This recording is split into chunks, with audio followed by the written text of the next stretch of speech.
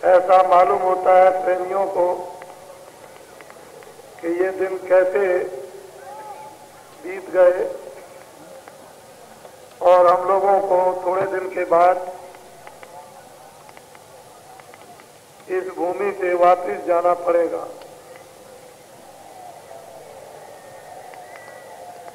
सभी प्रेमी ऐसा सोच रहे हैं कि कोई ऐसा हम लोगों को और समय मिल जाता कि थोड़ा सा समय यहाँ बिताते, लेकिन यहाँ भी आपका घर है।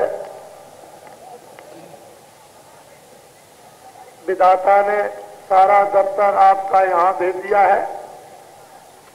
जो यहाँ पर आए हैं, जब तक यहाँ रहेंगे तब तक रोजमर्रा के पालन पोषण का सारा सामान यहाँ रहेगा, और जब आप यहाँ से चल देंगे तो आप का सारा हिसाब किताब जहाँ जहाँ जाएंगे वहाँ पहुँच जाएगा।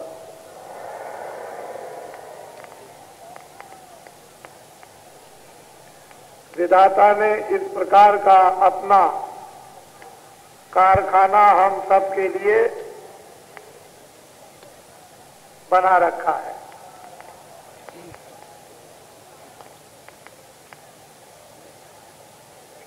यज्ञशाला में अभी पंछी विराजमान है।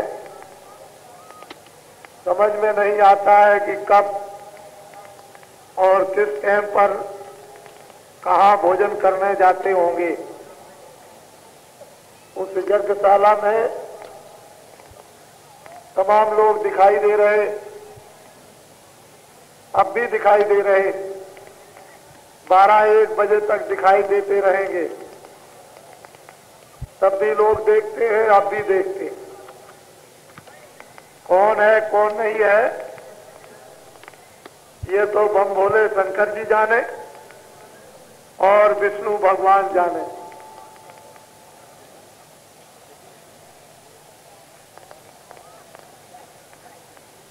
बाबा जी क्या बताएं।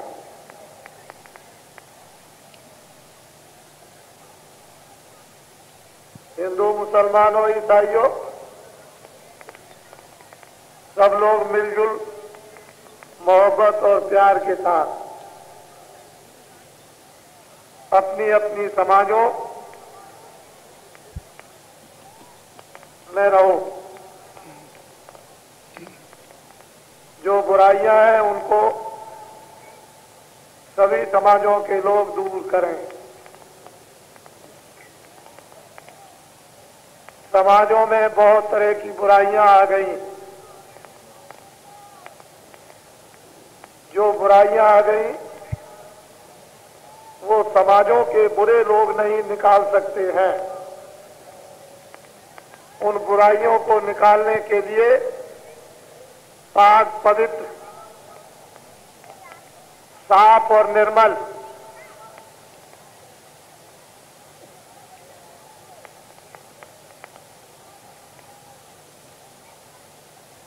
वो फकीर और महात्मा आना चाहिए जो इन बुराइयों को समाजों की दूर कर दें। हम उन बुराइयों को इतना ज्यादा स्थान दे चुके हैं कि उसको एक व्यवहार का रूप ले लिया, और उस व्यवहार ने हमारी सारी मोहब्बत, प्रेम, मर्यादा, आओ और अदब को खत्म कर दिया। फकीरों की, महात्माओं की आपको जरूरत पड़ेगी। बिना महात्माओं के इंसान और आदमी का सुधार, भलाई, ज्ञान, इल्म, हकीकत, सत्यता, रूहानियत, आध्यात्मिकता, खुदा और भगवान को न जान सकते हैं, न देख सकते हैं। आज जरूरत नहीं महसूस करते हैं तो थोड़े दिनों के बाद ही आपको ये पुकार सारे देश में उठेगी और सभी लोगों के स्वाभाविक अपने आप कुदरत की तरफ से, ईश्वर की तरफ से भंडे फूट जाएंगे। लोग जहां जहां जकड़ गए, जहां जहां लोग फंस गए जिन कुरीतियों में, वो सब अपनी आत्मा के कल्याण के लिए निकलकर कोई न कोई ऐसा रास्ता उनको सामने नजर आ जाएगा कि भाग खड़े होंगे। उन लोगों को अंत में बहुत पछताना पड़ेगा, अफसोस करना होगा और जो जो गुनाह, जो जो बुरे काम करते हैं उसको खुदा और भगवान 24 घंटे उनके देखता है। उसके दफ्तरों में 24 घंटे लिखा जाता है। एक क्षण भी कभी कलम और कागज लिखा पढ़ी का बंद नहीं होता। ऐसा आलमगीर का वो कारखाना दफ्तर उस भगवान का, जो धर्म पुस्तकों में भगवान को कहा गया था कि खुदा हाजिर और नाजिर है, भगवान सर्वत्र है, हर जगह वो देखता है, कोई जगह उससे खाली नहीं। प्रभु सब जगह, लेकिन मिलते क्यों नहीं? यही बहुत बड़ी गोपनीय बात है। अंत में शुद्ध साधु, शुद्ध विद्वान, शुद्ध चरित्रवान, शुद्ध वीर भारत में अपने आप इन लोगों का सम्मान, आदर, सत्कार और सेवा होने लगेगी। वैसे ही वैसी आत्माएं माताओं के गर्भ से पैदा होने लगेंगी और वो कुछ समय बाद, पहले बाबा जी ने आपको कुछ बता रखा है, सन 75 के पहले वो सब धीरे से आपके सामने चीजें आ जाएगी। वो तो ऐसी चीजें आपको सुना दी गई हैं कि सोना चांदी इसको आदमी भूल सकता है, रिश्तेदारी का संबंध तोड़ सकता, लेकिन जो बातें बताई हैं वो नहीं भूल सकता।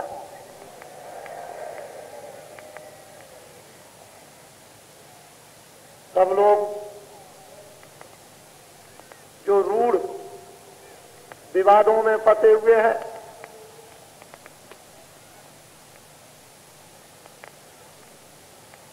उनको छोड़ें और मानव सुधार में स्वयं लगे। रूढ़वादिता से धर्म नहीं आता, रूढ़वादिता से चरित्र नहीं आता। रूढ़वादिता एक अज्ञानता, अंधकार है, बुद्धि काम नहीं करती। जो सत्यवाद है वो अपनी जगह और वो सनातनवाद है। उसी सनातन मानववाद को हमें अपनाना है और रूढ़वाद को, जो वर्तमान था जिससे तमाम विषमताएं पैदा हो गई, उनको त्याग देना है। इसलिए हिंदू, मुसलमान और ईसाइयों के पादरी, मुसलमानों के रहनुमा और हिंदुओं के पथ प्रदर्शक, धर्म नुमाइंदे या धर्माचार्य इसको पुनः फिर से सोचें और विचार करें। भारत की जनता, हिंदू, मुसलमान, ईसाई, इस भूमि का असर है कि यहाँ लोग धार्मिक रहेंगे। इस धार्मिकता को कोई खत्म नहीं कर सकता। नंगी तलवारें ली थी, लोगों ने अपने शीश को, हाथ और पैरों को, अपने धड़ को जिंदा ही कटवा दिया। इस भूमि का ये असर है।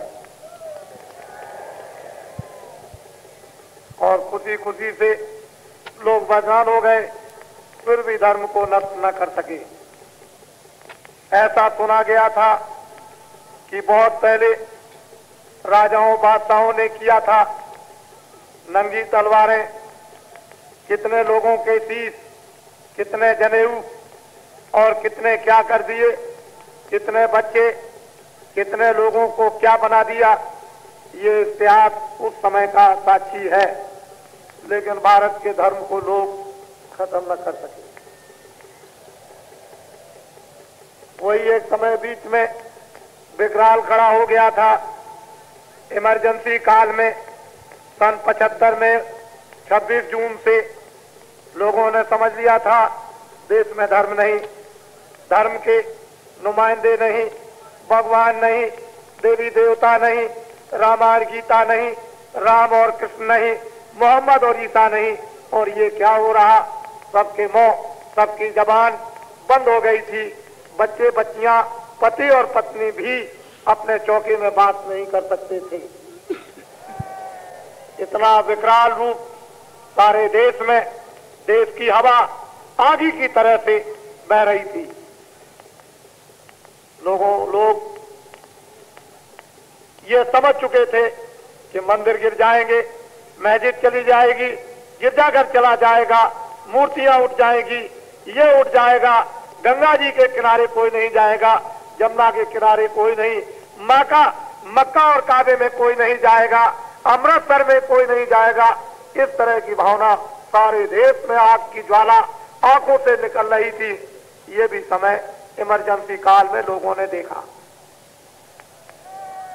उसका अनुभव किया, लेकिन वो लोग भी देखते ही देखते भारत से रवाना हो गए। देखते ही देखते ये वो प्रजा है, ये जनता जनार्दन है, बादशाहों ने इसको सताया, इसको बड़े राजाओं ने सताया, अंग्रेजों ने सताया, वो भी चले गए। जमींदारों ने सताया, वो भी चले गए। जागीरदारों ने सताया, वो भी चले गए। जिन्होंने प्रजातंत्र का ठेका लिया था, उन्होंने भी इस जनता को सताया, वो भी चले गए। और कोई ठेका लेगा और वो भी सताएगा तो वो भी चला जाएगा। ये जनता भोली है, भाली है, भगवान का एक स्वरूप, आत्म रूप है। उसकी एक किरण, एक जर्रा, एक बालुका का कण, उस खुदा का एक छोटा सा नूर, एक चमकता हुआ जर्रे रूह उसने अपनी इस जिस्म में छोड़ रखी है। जो खुदा की रूहों पर जुल्म करते हैं, अत्याचार करते हैं, जो बेरहमी से, निर्दयता से इनको जो सताते हैं, और इनकी जब चीख निकलती है तो खुदा और भगवान कभी बर्दाश्त नहीं करता। इसलिए मत सताओ इन गरीबों को, ये रो देंगे, और जब सुनेगा इनका वो मालिक तो उनको जड़ों से खो देगा। अब ये होते हैं प्रोपोगंडा।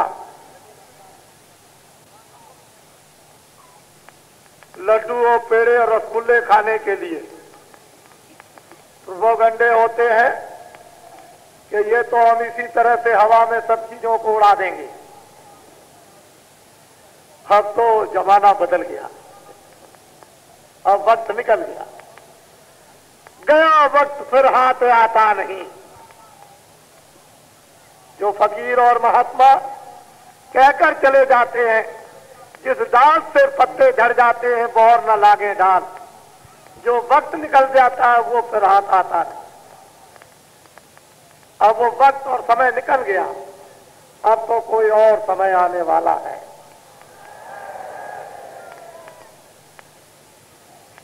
इन आत्माओं को, इन रूहों को खुदा का, भगवान का यकीन और विश्वास होने लगा, और ये मालूम होने लगा कि खुदा और भगवान है।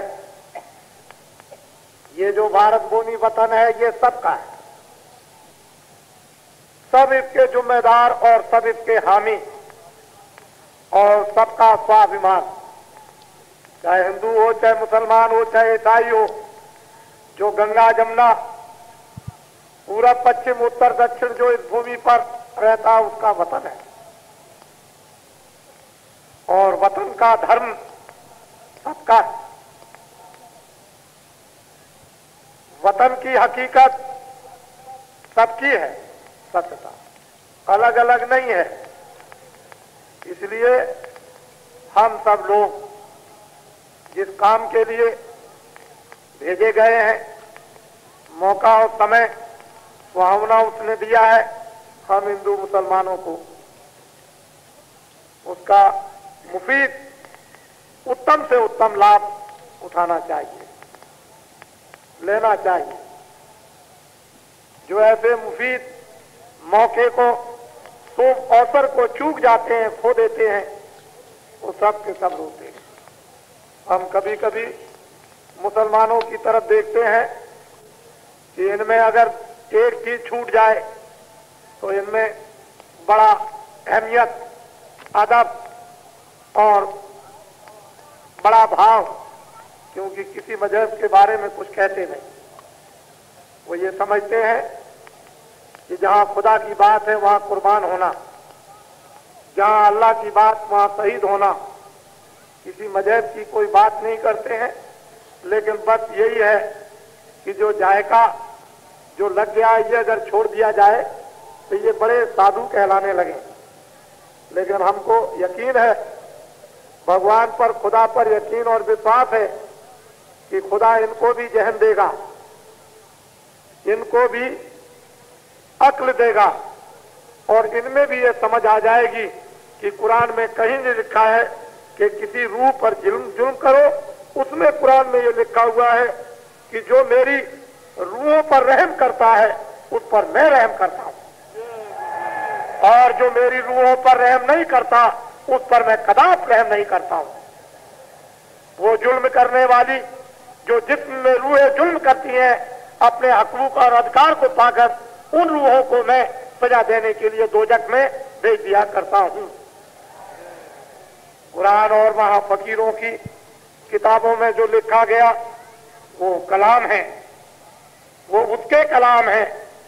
उस पोल पर, उस जिस्म पर, उस मस्जिद पर होकर के बोले, ये वो बोलता है, वो इंसान नहीं बोलता। जिसकी रूह उसके साथ जुड़ जाती है, उसकी हो जाती है, उसका मिलाप कर लेती है, वो बोलता है। और वही पैगाम लाने वाला पैगाम का फकीर होता है। लेकिन हम लोग उन फकीरों को क्या समझते हैं कि जिनके पास धन दौलत न हो वो फकीर है। फकीर उसको कहते हैं जो उसको पा लेते हैं, उसको देख लेते हैं, जो उसका दीदार करते हैं, वो होते हैं सच्चे फकीर। और वो उसकी हकीकत से वाकिफ होते हैं, वो आलिम है। वो दुनिया के आलिम नहीं, आलम बनाने वाले के आलिम, उसको बताने वाले वो फकीर होते हैं। लेकिन हमको ये भी बात नहीं, हिंदुओं की किताबें, धर्म पुस्तकें क्या कहती हैं उसको भी छोड़ दिया।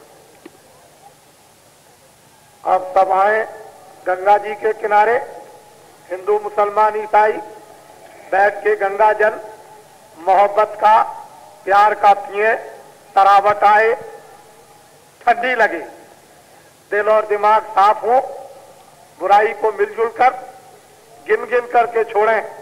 आज से ये काम नहीं करेंगे, कल से ये नहीं करेंगे और परसों से ये नहीं करेंगे। 2 दिन, 4 दिन, 4 महीने में धीरे धीरे गिन के बैठ बैठ करके अपनी बुराई को एक दूसरे को सुना दो। पहले मुझ में इतनी थी और अब इतनी निकाल दी, इतनी और रह गई, और बिल्कुल एकदम से चंगे हो जाओ, साफ दिल का उजरा साफ करो। उसके आने जाने के लिए वो आना चाहता और जाना भी चाहता है। ये उसी की रूह है, वो जाना चाहती है और वो रूह के लिए आना चाहता। तो दिल का उजरा साफ करो। एक मन लाखों तमन्ना, और उस पर भी दुनिया की न मालूम कितनी ख्वाहिशें, अगर उसे लाना चाहते हो तो जरा ये तो साफ कर लो। नहीं कैसे काम, तो गिन गिन करके मेल जोल मिलाप के साथ फकीरों के पास पहुंच करके सब कुछ मिलता है, कोई चीज बाकी नहीं होती है। तुम्हारी लेने में कमी, उनके देने में कोई कमी नहीं। अगर उन्होंने दे भी दिया है तो तुमने फेंक दिया,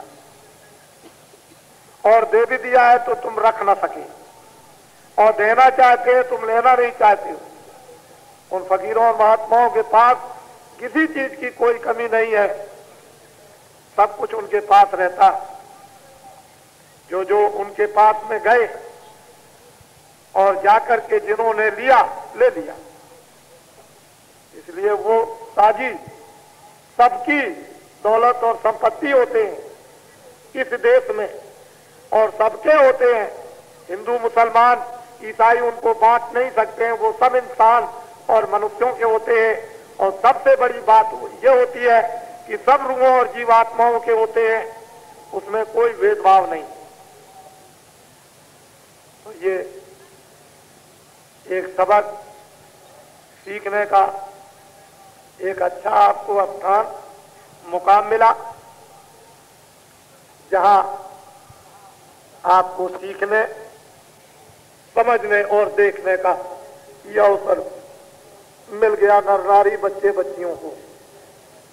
ये मैंने आपको बाहर थोड़ी सी बातें आपको बताई। और हिंदुस्तान में कोई आंदोलन, हड़ताल, तोड़फोड़ मत करो। जो भी आंदोलन, तोड़फोड़, हड़ताल करोगे, किसानों ने आज तक हिंदुस्तान में कभी आंदोलन, तोड़फोड़, हड़ताल नहीं किया। शहर वालों ने तोड़फोड़, आंदोलन, हड़ताल किया। इन सब का नुकसान देश में किसको देना होगा? ये जो किसानी का काम करते हैं गांव वाले, इनको देश का सारा नुकसान, जो भी आंदोलन, तोड़फोड़, हड़ताल से होगा, वो सब का सब नुकसान किसानों को देना पड़ेगा।